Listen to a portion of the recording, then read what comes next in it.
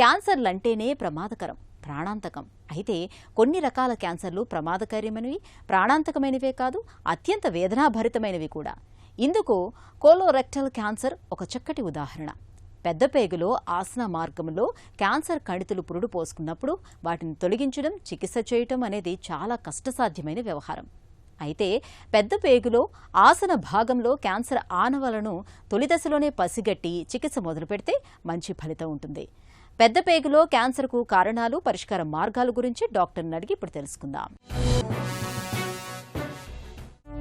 పెద్దపేగులో cancer ఎందుకు వస్తోంది?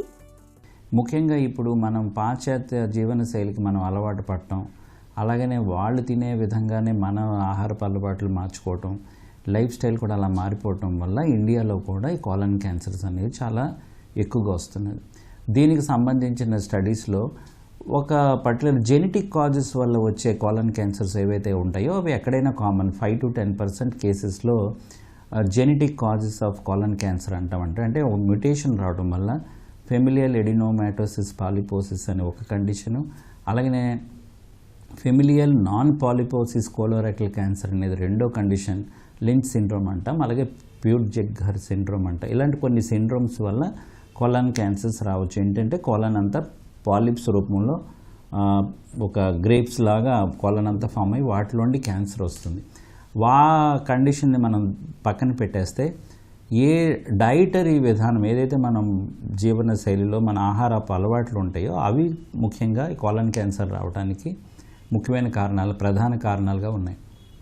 ఈ స్టడీస్లో మనకు తెలిసింది ఏంటంటే రెడ్ మీట్ ఎక్కువగా తీసుకున్న, అలాగనే processed meat like bacon, ham, అలాగనే సాసేజెస్, ఇలాంటి ప్రాసెస్డ్ మీట్ ఏదైతే వెస్ట్రన్ కంట్రీస్లో రెగ్యులర్గా మీట్ తింటారో ఆ విధమైన మీట్ తీసుకున్న, high fat, low calcium, low fruits, low vegetables, అలాగనే ఫైబర్ ఎక్కువగా ఫుడ్లో ఫైబర్ లేని ఆహారపు అలవాట్లు ఏవైతే మనం తింటామో వీటి వల్ల కోలన్ క్యాన్సర్స్ వస్తాయి అనేది ఖచ్చితంగా కన్ఫర్మ్ చేయబడింది.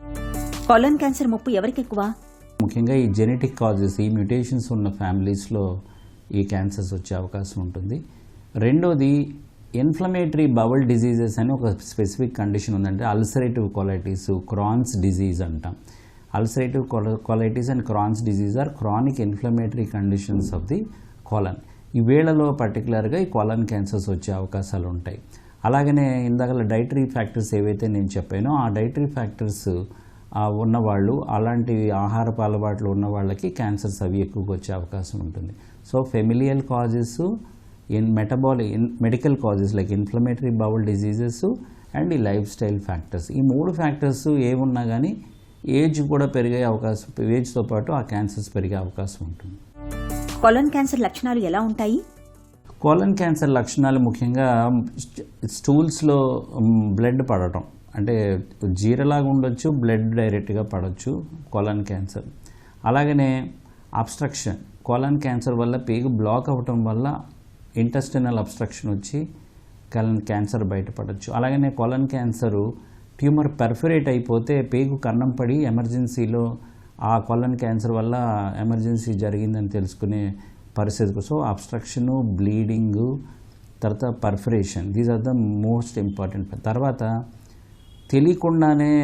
తెలుసుకోకుండానే రక్తం స్లోగా పోవటం వల్ల ఎక్కువ మంది పేషెంట్స్, పెద్ద పేగు క్యాన్సర్ పేషెంట్స్ ఎనీమియాతో డాక్టర్ దగ్గరికి వస్తారు. సో ఎప్పుడైతే ఎనీమియా ఉంటుందో రెగ్యులర్గా ఐరన్ ప్రొఫైల్లో వాటిలో ఏ కారణమో తెలుసుకోకపోతే ఖచ్చితంగా ఎండోస్కోపీ, కొలనోస్కోపీ అనేది చేస్తాం. ఎందుకంటే చాలా కామన్గా ఈ స్టూల్ బ్లడ్ టెస్ట్లో కూడా మనకి ఈ కోలన్ క్యాన్సర్ ఉందని తెలుస్తుంది అనమాట. పెద్దపేగులో క్యాన్సర్ను ఎలా నిర్ధారిస్తారు? ఫీకల్ అకల్ట్ బ్లడ్ టెస్ట్ అంటాం. అంటే స్టూల్ టెస్ట్ చేసి స్టూల్ శాంపిల్ మీద బ్లడ్ దాంట్లో ఏదైనా ఉందో, ట్యూమర్ నుండి వచ్చిన బ్లడ్ ఏదైనా ఉందా అనేది తెలుసుకునే టెస్ట్ని ఫీకల్ అకల్ట్ బ్లడ్ టెస్ట్ అంటాం. అలాగనే ఆ విధానంలో ఫీకల్ ఇమ్యూనోకెమికల్ టెస్ట్ అని, ఫిట్ టెస్ట్ అని ఇంకొకటి వచ్చింది. అలాగే స్టూల్ డిఎన్ఏ టెస్ట్ అని వచ్చింది. అంటే క్యాన్సర్ సంబంధించిన జీన్ మ్యూటేషన్ ఉన్న సెల్స్ ఏవైతే వాటిలో మనం ఐడెంటిఫై చేసి వీళ్ళకి క్యాన్సర్ ఉండొచ్చు అనేది నిర్ధారణ చేసే అవకాశం ఉంది.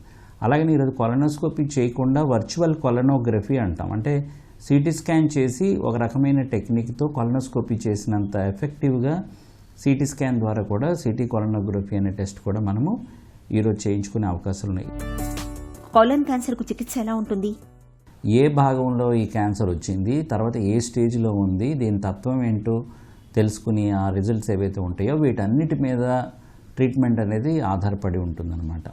సర్జికల్గా క్యూర్ అయ్యే ప్రతి పేషెంట్కి సర్జరీ చేయాల్సి వస్తుంది కాబట్టి ఏ అవకాశం ఉన్నా ఏ స్టేజ్లోనైనా సర్జరీ అనేది చాలా important part of the treatment. ఎందుకంటే ట్యూమర్ అడ్వాన్స్ స్టేజ్లో ఉన్న ట్యూమర్ వల్ల అబ్స్ట్రక్షన్ రావచ్చు, బ్లీడింగ్ రావచ్చు, పెర్ఫరేట్ అవ్వచ్చు. కాబట్టి కుదిరినంత వరకు ఆ ట్యూమర్ని రిసెక్ట్ చేసి కంటిన్యూటీ సెట్ చేయడానికి ట్రై చేస్తాము.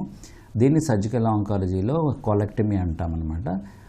మనం కోలన్ రిమూవ్ చేసే లెంగ్త్ని బట్టి రకరకాల పేర్లతో ఉంటుంది. అలాగని ఈ సర్జరీ అన్నది ఓపెన్ సర్జరీ చేయొచ్చు, లాప్రోస్కోపీ ద్వారా చేయొచ్చు, రోబోటిక్ సర్జరీ కూడా చేయొచ్చు. ఈరోజు టెక్నాలజీ డెవలప్ అవడం వల్ల చిన్న ఇన్సిషన్తో, తక్కువ కష్టంతో, తక్కువ పెయిన్తో, తక్కువ బ్లీడింగ్తో, తక్కువగా కాస్మెటిక్ ప్రాబ్లం కూడా ఎక్కువగా లేకుండా తక్కువ స్కార్తో ఈరోజు మనం ఆంకలాజికల్గా సేఫ్ ట్రీట్మెంట్ మనం రోబోటిక్ సర్జరీ ద్వారా జరిపే అవకాశాలు ఉన్నాయి. అలాగనే కీమోథెరపీ ఇది నెక్స్ట్ ట్రీట్మెంట్ అనమాట. కీమోథెరపీ అన్నది ట్యాబ్లెట్ రూపంలో కానీ ఇంజెక్షన్ రూపంలో కానీ ఆ స్టేజ్ 3, స్టేజ్ 2 హై రిస్క్ పేషెంట్స్కి, స్టేజ్ 4 పేషెంట్స్కి కూడా అడ్జువెంట్ కీమోథెరపీ అని, స్టేజ్ 4లో ప్యాలియేటివ్ కీమోథెరపీ అని ఇస్తాం.